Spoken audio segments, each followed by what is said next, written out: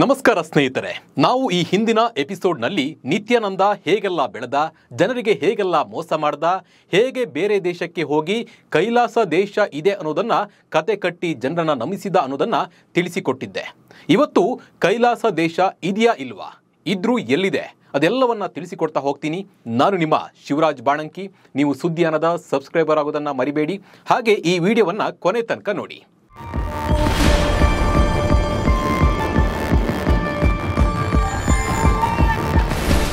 ಸ್ನೇಹಿತರೆ, ನಾನು ಈ ಹಿಂದಿನ ಎಪಿಸೋಡ್ನಲ್ಲಿ ನಿತ್ಯಾನಂದನ ಕೈಲಾಸ ವೆಬ್ಸೈಟ್ನಲ್ಲಿ ಹೇಗೆಲ್ಲ ಪುಂಗಿ ಬಿಟ್ಟಿದ್ದ ಅನ್ನೋದನ್ನ ತಿಳಿಸಿದ್ದೆ. ಈಗ ಇದರ ಮುಂದುವರೆದ ಸ್ಟೋರಿಯನ್ನ ಹೇಳ್ತೀನಿ. ನೀವು ಕೈಲಾಸ ವೆಬ್ಸೈಟ್ಗೆ ಹೋಗಿ ಕೈಲಾಸ ದೇಶ ಎಲ್ಲಿದೆ ಅಂತ ಹೇಳಿದ್ರೆ ಅಲ್ಲಿ ಎರರ್ ಅಂತ ಬರುತ್ತೆ. ಇದು AI ಚಾರ್ಟ್ ಆಗಿದೆ. ಈ ಕತೆ ಇಲ್ಲೇ ವೆಬ್ಸೈಟ್ಗೆ ಮುಗಿಯೋದಿಲ್ಲ. ನಿತ್ಯಾನಂದ ತನ್ನ ದೇಶದ ರಾಜತಾಂತ್ರಿಕರನ್ನ ಇತರ ದೇಶಗಳಿಗೆ ಕಳಿಸಲು ಶುರು ಮಾಡ್ತಾರೆ. ಅಂತಾರಾಷ್ಟ್ರೀಯ ಮಟ್ಟದಲ್ಲಿ ವಿಶ್ವಾಸ ಪಡೆಯೋಕೆ ಹೀಗೆಲ್ಲ ಮಾಡ್ತಿದ್ದ. ಈ ರಾಜತಾಂತ್ರಿಕರು ನಿತ್ಯಾನಂದನ ಅತ್ಯಂತ ಶ್ರದ್ಧಾ ಭಕ್ತಿಯ ಅನುಯಾಯಿಗಳು. ಕಟ್ಟುಕತೆ ಮತ್ತು ಸುಳ್ಳು ಹೇಳಿಕೆ ಆಧಾರದ ಮೇಲೆ ಅನೇಕ ದೇಶದ ಅಧಿಕಾರಿಗಳು, ರಾಜಕಾರಣಿಗಳನ್ನ ಇವರು ಭೇಟಿ ಮಾಡ್ತಾ ಇದ್ರು. ಅವರ ಜೊತೆ ಭೇಟಿ ನಂತರ ಆ ಫೋಟೋಗಳನ್ನ, ವಿಡಿಯೋಗಳನ್ನ ಸೋಷಿಯಲ್ ಮೀಡಿಯಾದಲ್ಲಿ ಹಾಕಿಕೊಳ್ತಾ ಇದ್ರು. ಅಂದ್ರೆ ಈ ಕೈಲಾಸ ವೆಬ್ಸೈಟ್ನಲ್ಲಿ ಹಾಕಿಕೊಂಡು ನಮ್ಮ ದೇಶ, ನಮ್ಮ ಕೈಲಾಸ ದೇಶ ಎಲ್ಲ ದೇಶಗಳ ಜೊತೆ ಸಂಪರ್ಕದಲ್ಲಿ ಇದೆ ಅನ್ನೋದನ್ನ ತೋರಿಸ್ತಾ ಇದ್ರು. ಈ ಮೂಲಕ ಕೈಲಾಸ ಅಂತಾರಾಷ್ಟ್ರೀಯ ಮಟ್ಟದಲ್ಲಿ ಹೆಸರುವಾಸಿ ಆಗ್ತಿದೆ ಅಂತ ಹೇಳಿ ಬಿಲ್ಡಪ್ ಅನ್ನ ಕೊಡ್ತಾ ಇದ್ರು. ಇನ್ನು ಫೆಬ್ರವರಿ 2023ರಲ್ಲಿ ವಿಶ್ವಸಂಸ್ಥೆಯಲ್ಲಿ ನಡೆದ ಸಭೆಗೆ ವಿಜಯಪ್ರಿಯ ನಿತ್ಯಾನಂದ ಅವರನ್ನ ಕಳಿಸಿದಾಗ ಇದು ದೊಡ್ಡ ಮಟ್ಟದಲ್ಲಿ ಸದ್ದು ಮಾಡಿತು. ವಿಶ್ವಸಂಸ್ಥೆಯಲ್ಲಿ ನಾನು ಕೈಲಾಸದ ರಾಯಭಾರಿ ಎಂದು ತಮ್ಮನ್ನ ತಾವು ಪರಿಚಯಿಸಿಕೊಂಡಿದ್ರು. ಈಕೆ ವಿಶ್ವಸಂಸ್ಥೆಗೆ ಹೋಗಿ ಕೈಲಾಸ ಹಿಂದೂಗಳಿಗೆ ಮೊದಲ ಸಾರ್ವಭೌಮ ದೇಶ ಎಂದು ಹೇಳಿದ್ರು. ಭಾರತ ನಿತ್ಯಾನಂದನನ್ನ ಹಿಂಸೆ ಮಾಡ್ತಾ ಇದೆ ಅಂತ ಹೇಳಿ ಆರೋಪಿಸಿದ್ರು. ಕೈಲಾಸದ ಪ್ರತಿನಿಧಿಯನ್ನ ನೋಡಿ ಎಲ್ಲರೂ ಕೂಡ ಶಾಕ್ ಆಗಿದ್ರು. ಇನ್ನು 2023ರಲ್ಲಿ ಕೈಲಾಸವು ನ್ಯೂಯಾರ್ಕ್ನೊಂದಿಗೆ ಸಹೋದರ ನಗರಿ ಒಪ್ಪಂದವನ್ನ ಮಾಡಿಕೊಂಡಿತು. ಈ ಸಹಿ ಸಮಾರಂಭದಲ್ಲಿ ನಗರದ ಮೇಯರ್ ಕೂಡ ಭಾಗಿಯಾಗಿದ್ರು. ಇಲ್ಲಿ ಕೈಲಾಸವು ಈಕ್ವೆಡರ್ ಬಳಿಯ ಹಿಂದೂ ದ್ವೀಪರಾಷ್ಟ್ರ ಅಂತ ಅಧಿಕಾರಿಗಳನ್ನ ನಂಬಿಸುವುದರಲ್ಲಿ ನಿತ್ಯಾನಂದನ ಭಕ್ತರು ಯಶಸ್ವಿಯಾಗಿದ್ರು. ನ್ಯೂಜೆರ್ಸಿಯ ರಾಜಕಾರಣಿಗಳು ಇದನ್ನ ಪರಿಶೀಲಿಸೋಕೆ ಹೋಗಿಲ್ಲ. ಆನಂತರ ನಿಜವಾದ ಸತ್ಯ ಹೊರಬರುತ್ತೆ. ಮೇಯರ್ ಈ ಒಪ್ಪಂದವನ್ನ ಕ್ಯಾನ್ಸಲ್ ಮಾಡ್ತಾರೆ. 2023ರಲ್ಲಿ ನಿತ್ಯಾನಂದನ ಅಂಧ ಭಕ್ತರು ಪಾರ್ಗ್ವೆ ಸರ್ಕಾರ ಅಧಿಕಾರಿಗಳನ್ನ ಮರಳು ಮಾಡೋದರಲ್ಲಿ ಸಕ್ಸಸ್ ಆಗ್ತಾರೆ. ಆ ಅಧಿಕಾರಿ ಜೊತೆ ಮಾತನಾಡಿದ ನಂತರ ಕೈಲಾಸ ಜೊತೆ ಒಂದು ತಿಳುವಳಿಕೆ ಪತ್ರಕ್ಕೆ ಸಹಿ ಹಾಕಲಾಯಿತು. ಇದರಲ್ಲಿ ಕೈಲಾಸಕ್ಕೆ ವಿಶ್ವಸಂಸ್ಥೆಯಂತ ಅಂತಾರಾಷ್ಟ್ರೀಯ ಸಂಸ್ಥೆಗಳ ಮನ್ನಣೆ ಮತ್ತು ಸ್ಥಾನ ಪಡೆಯಲು ಪರಾಗ್ವೆ ಸರ್ಕಾರ ಸಹಾಯ ಮಾಡುತ್ತೆ ಅನ್ನೋ ಷರತ್ತು ಹೊಂದಿತ್ತು. ಈ ಸುದ್ದಿ ಬಹಿರಂಗ ಆದಾಗ ಆ ಅಧಿಕಾರಿಗಳನ್ನ ಕೆಲಸದಿಂದ ತೆಗೆದು ಹಾಕಲಾಯಿತು. ಸ್ನೇಹಿತರೆ, ನಿತ್ಯಾನಂದನ ಅನುಯಾಯಿಗಳು ತಮ್ಮನ್ನ ಹಿಂದೂ ಧರ್ಮದ ಪ್ರತಿನಿಧಿಗಳು ಎಂದು ಹೇಳಿಕೊಂಡು ಇಡೀ ಜಗತ್ತನ್ನ ನಂಬಿಸ್ತಾ ಇದ್ರು ಅನ್ನೋದನ್ನ ಇದೆಲ್ಲ ಘಟನೆಗಳು ಹೇಳುತ್ತೆ. ಅವರ ಸುಳ್ಳುಗಳು ಮತ್ತು ಅವರು ಹಾಕ್ತಾ ಇದ್ದ ಫೋಟೋಗಳು ಹೇಗಿದ್ವು ಅಂದ್ರೆ, ಇದೆಲ್ಲ ಸುಳ್ಳಲ್ಲ, ನಿಜವಾಗಿಯೂ ಕೈಲಾಸ ದೇಶ ಇದೆ, ಸ್ಥಾಪನೆ ಆಗಿದೆ ಅಂತ ಹೇಳಿ ಜನ ಅದರ ಬಗ್ಗೆ ವಿಶ್ವಾಸವನ್ನ ತಗೊಂಡಿದ್ರು. ಅಂದ್ರೆ ಅವರಿಗೆ ವಿಶ್ವಾಸ ಮೂಡಿತು ಜನಗಳಿಗೆ. ವೆಬ್ಸೈಟ್ನಲ್ಲಿ ಹೀಗೆ ಕೈಲಾಸ ದೇಶದ ಬಗ್ಗೆ ನಂಬಿಸ್ತಾ ಇದ್ರೆ ಕೈಲಾಸ ದೇಶಕ್ಕೆ ಒಂದೇ ಒಂದು ಕೊರತೆ ಇತ್ತು, ಅದು ಭೂಮಿಯಾಗಿತ್ತು. ಕೈಲಾಸ ದೇಶದಲ್ಲಿ ಎಲ್ಲವೂ ಇತ್ತು, ಆದರೆ ಭೂಮಿನೇ ಇರಲಿಲ್ಲ.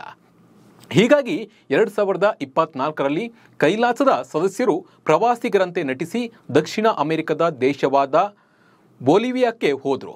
ಇಲ್ಲಿ ಅವರು ಅಮೆಜಾನ್ ಮಳೆಕಾಡಿನಲ್ಲಿ ವಾಸಿಸುವ ಕೆಲವು ಸ್ಥಳೀಯರನ್ನ ಆಕರ್ಷಿಸಿ ಅವರ ಭೂಮಿಯನ್ನ ವಶಪಡಿಸಿಕೊಳ್ಳುವುದಕ್ಕೆ ಪ್ರಯತ್ನವನ್ನ ಪಟ್ಟರು.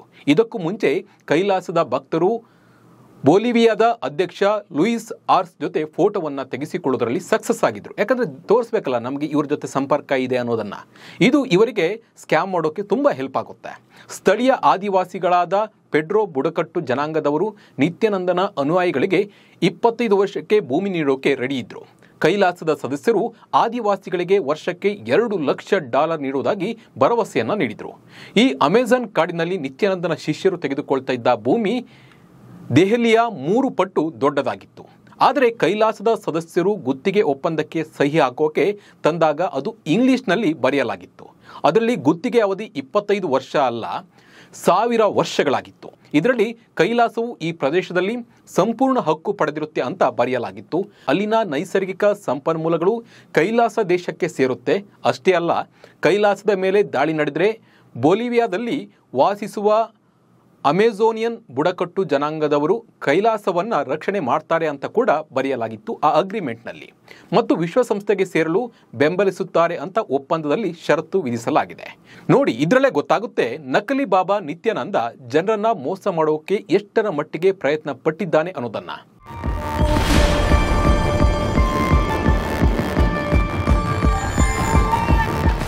ಸೆಪ್ಟೆಂಬರ್ 2024 ಮತ್ತು ನವೆಂಬರ್ 2024 ನಡುವೆ ಕೈಲಾಸದ ಸದಸ್ಯರು ಬೋಲಿವಿಯಾದಲ್ಲಿ ಕನಿಷ್ಠ 4 ಬುಡಕಟ್ಟು ಗುಂಪುಗಳ ಜೊತೆ ಇದೇ ರೀತಿಯ ಒಪ್ಪಂದವನ್ನ ಮಾಡಿಕೊಂಡರು. ಎಲ್ಲವೂ ನಿತ್ಯಾನಂದನ ಪ್ಲಾನ್ನಂತೆ ನಡೀತಾ ಇತ್ತು. ಕೈಲಾಸ ಭೂಮಿಯನ್ನ ಪಡೆಯುವ ಹಂತದಲ್ಲಿತ್ತು. ಬೋಲಿವಿಯಾದ ಧೈರ್ಯಶಾಲಿ ಪತ್ರಕರ್ತರು ಈ ಸುದ್ದಿಯನ್ನ ಅಷ್ಟರಲ್ಲೇ ಬಹಿರಂಗಪಡಿಸುತ್ತಾರೆ. ಎಲ್ ಡಬರ್ ಪೇಪರ್ ಕೈಲಾಸವು ಬುಡಕಟ್ಟು ಜನರಿಂದ 4.8 ಲಕ್ಷ ಎಕರೆ ಭೂಮಿಯನ್ನ ಗುತ್ತಿಗೆ ಪಡೆದಿದೆ ಅನ್ನೋದನ್ನ ಕಂಡುಹಿಡಿದರು. ಈ ಮಾಹಿತಿಯನ್ನ ಬೊಲಿವಿಯಾದ ಎಲ್ಲ ಜನರಿಗೆ ಗೊತ್ತಾಗುತ್ತೆ.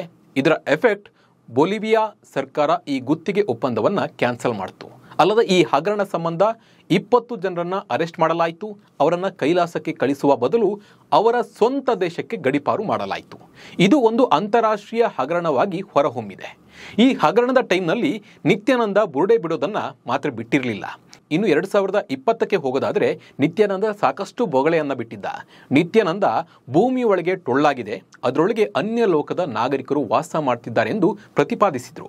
ಅಷ್ಟೇ ಅಲ್ಲ, 3 ಬಿಲಿಯನ್ ಜನರಿಗೆ ವಿಶೇಷ ಅಧಿಕಾರ ನೀಡುವುದಾಗಿ ಹೇಳಿಕೊಂಡಿದ್ರು. ಅಲ್ಲದೆ ನಾನು ಅವರಿಗೆ 2 ಬದಲು 3 ಕಣ್ಣು ಕೊಡ್ತೀನಿ ಅಂತ ಪೊಂಗಿ ಬಿಟ್ಟಿದ್ದ. ಇದೆಲ್ಲ ಜನ ನಂಬ್ತಾ ಇದ್ರು. ಅವನೇನು ಹೇಳಿದ್ರು ಜನ ಭಕ್ತರು ನಂಬ್ತಾ ಇದ್ರು. ದಿನ ಕಳೆದಂತೆ ನಿತ್ಯಾನಂದ ಮತ್ತು ಕೈಲಾಸ ವಂಚನೆಗಳು ಜಗತ್ತಿಗೆ ಬಹಿರಂಗಗೊಳ್ತಾನೆ ಹೋಯಿತು. ವಾಸ್ತವವಾಗಿ ಅವರು ಈಕ್ವೆಡರ್ ಬಳಿ ಯಾವುದೇ ದ್ವೀಪ ಖರೀದಿಸಿರಲಿಲ್ಲ. ಇದರಿಂದ ಗೊತ್ತಾಗಿದ್ದು ಏನಂದ್ರೆ ಕೈಲಾಸ ಅನ್ನೋ ದೇಶವೇ ಇಲ್ಲ, ಕೇವಲ ವೆಬ್ಸೈಟ್ನಲ್ಲಿ ಮಾತ್ರ ಅಸ್ತಿತ್ವದಲ್ಲಿದೆ. ನಿತ್ಯಾನಂದ ಮತ್ತು ಅವನ ಶಿಷ್ಯರು ಜಗತ್ತನ್ನೇ ಮೂರ್ಖರಾಗಿ ಮಾಡಿದ್ರು.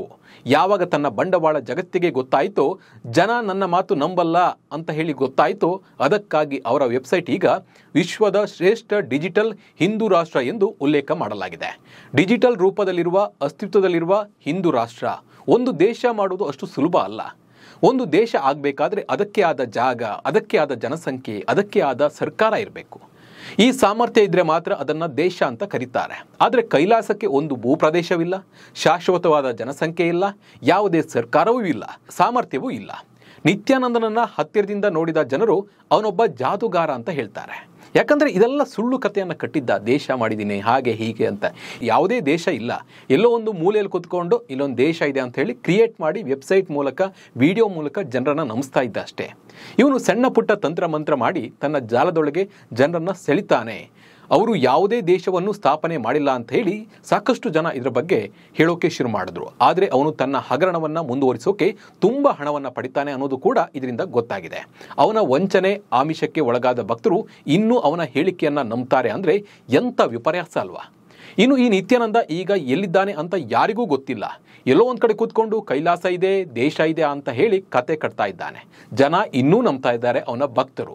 ನೀವು ಕೂಡ ಇಂಥ ವಂಚಕ ಬಾಬರಿಂದ ದೂರ ಇರಿ. ಇಂಥ ಬಾಬಾಗಳು ನಮ್ಮ ದೇಶದ ಗಲ್ಲಿ ಗಲ್ಲಿಗಳಲ್ಲೂ ಹುಟ್ಟಿಕೊಂಡಿದ್ದಾರೆ.